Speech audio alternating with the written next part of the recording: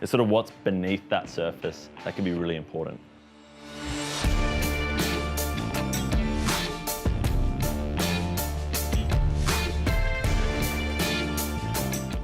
There are a lot of distribution tools out there. They're all achieving a flat surface, but it's more than just what happens with a flat surface.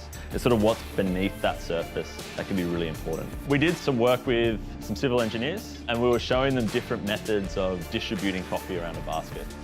So north, south, east, west, if you're used to that method, it's kind of when you're working that coffee through a center point, working side to side.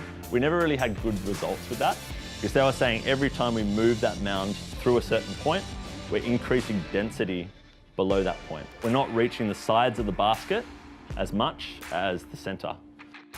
Pivot, we had a few different ways of doing that pivot, but everyone started and finished at a different point, and they'd be working back and forth, and they might work through a certain point more than another. So someone might be increasing our density on the bottom side, someone might be increasing it more up here.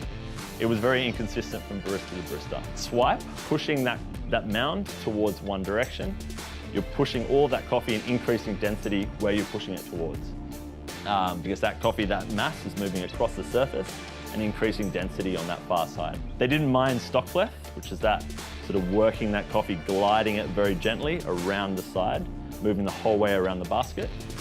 Because the coffee was moving around the surface evenly, but they did say we were getting minor compaction in the middle because that mound was sitting a little bit higher in the middle until we ended up getting it flat. They really did like the shape of the OCD. One of the things they said was having 4 points was quite good. We were moving the coffee from 4 different points around the basket. As we're rotating, you can see we've got that little curve on the end of each slope.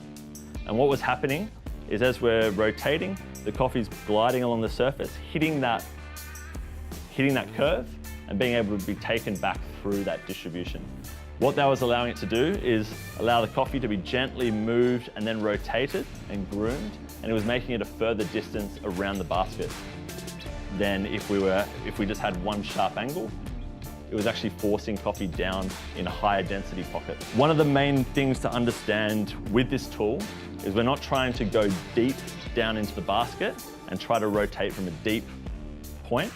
We're trying to sit as shallow as possible and rotate so that coffee is in low density and able to rotate and groom that surface.